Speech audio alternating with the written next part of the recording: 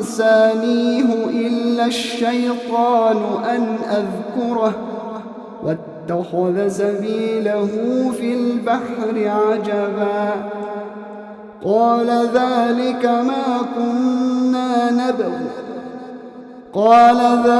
ما كنا نبغي فارتدا على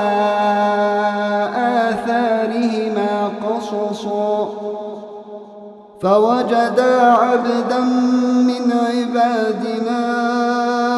آتيناه رحمة من عندنا وعلمناه من لدنا علما قال له موسى هل أتبعك على أن تعلمني مما علمت رشدا قال إنك لن تستطيع معي صبرا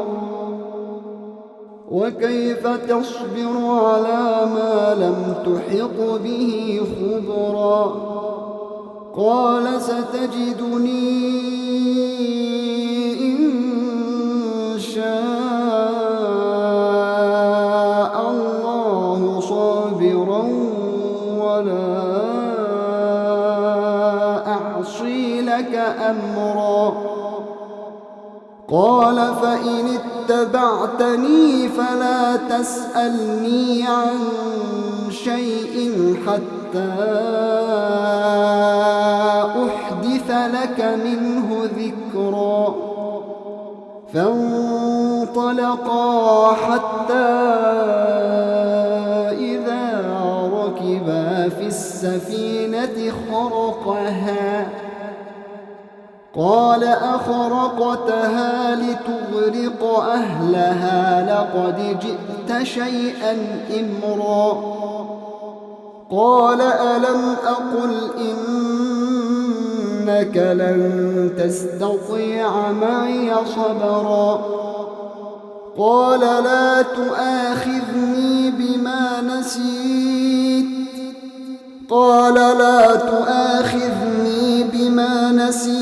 ولا ترهقني من أمري عسرا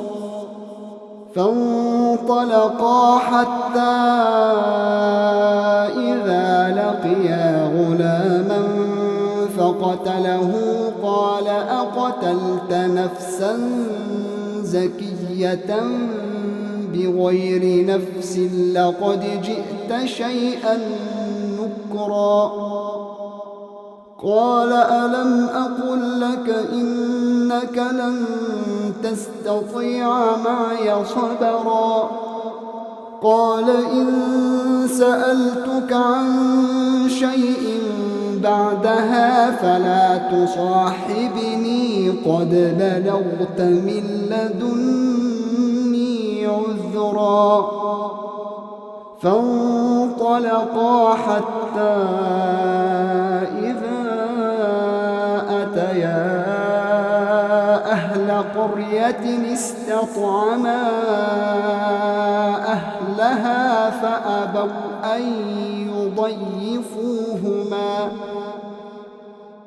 فأبوا أن يضيفوهما فوجدا فيها جدارا يريد أن ينقض فأقامه قال لو شئت لاتخذت عليه أجرا قال هذا فراق بيني وبينك سأنبئك بتأويل ما لم تستطع عليه صبرا أما السفينة فكانت لمساكين يعملون في البحر فأردت أن أعيبها وكان وراءهم ملك يأخذ كل سفينة غصبا وأما الغلام فكان أبواه مؤمنين فخشينا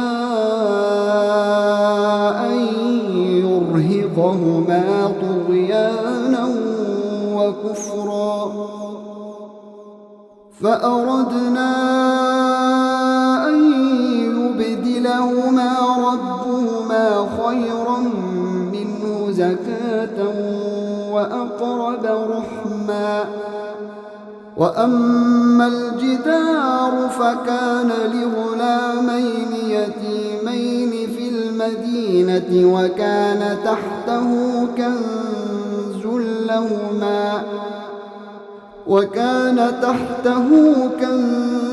لهما وكان أبوهما صالحا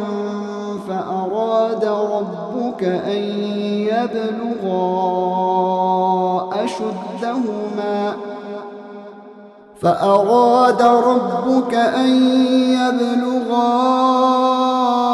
أشدهما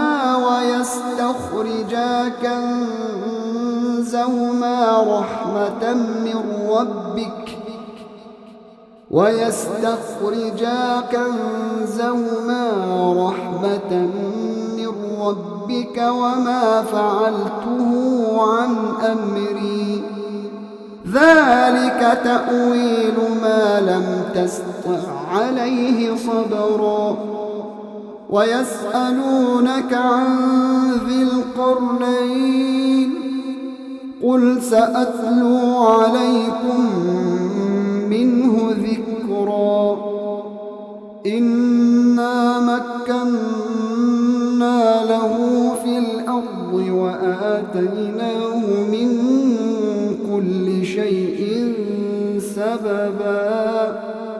فأتبع سببا حتى إذا بلغ مغرب الشمس وجدها تغرب في عين حمئة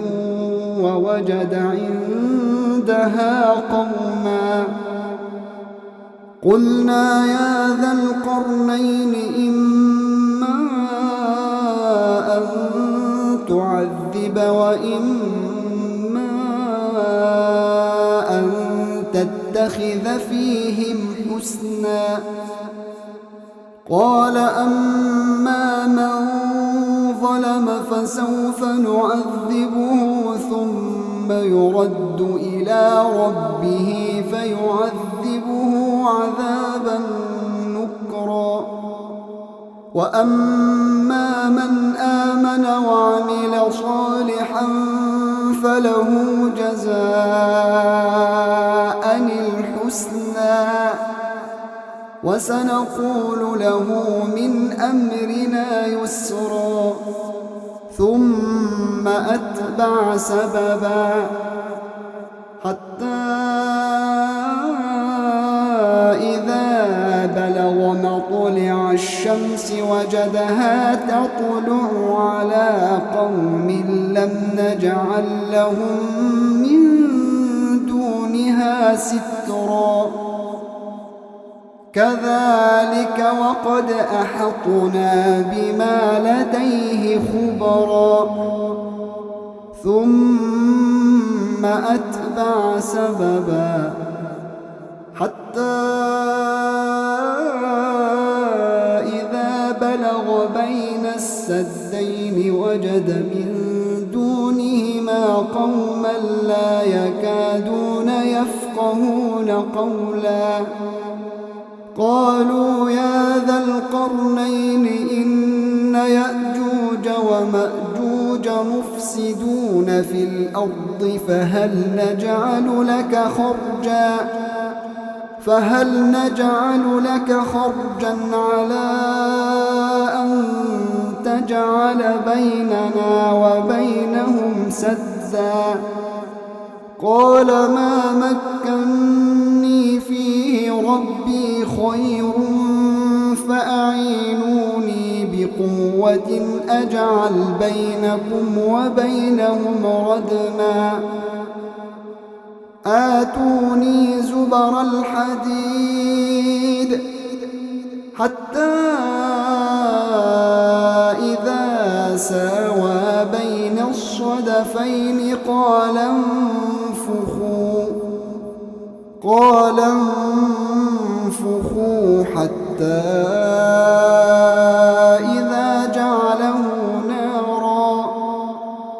حتى إذا جعله نارا قال آتوني أفرغ عليه قطرا فما استطاعوا أن يظهروه وما استطاعوا له نقبا قال هذا رحمة من ربي فإذا جاء وعد ربي جعله دكاء وكان وعد ربي حقا وتركنا بعضهم يومئذ يموج في بعض ونفخ في الصور فجمعناهم جمعا وعرضنا جهنم يومئذ للكافرين عرضا الذين كانت أعينهم في غطاء عن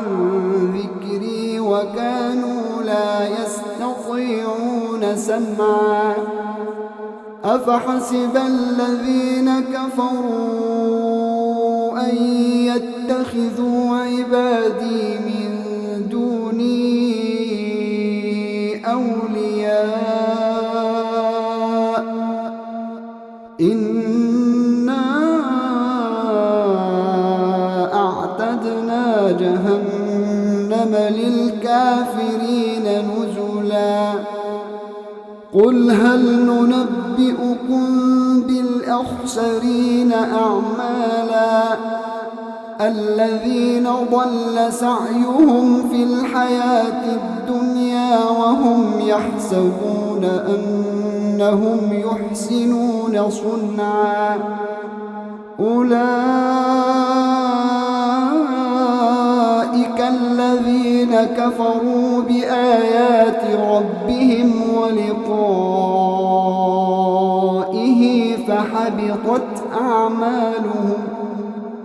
فحبطت أعمالهم فلا نقيم لهم يوم القيامة وزنا ذلك جزاؤهم جهنم بما كفروا واتخذوا آياتي ورسلي هزوا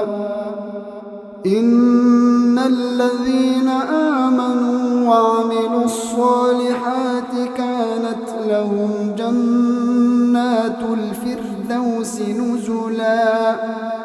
خالدين فيها لا يبغون عنها حولا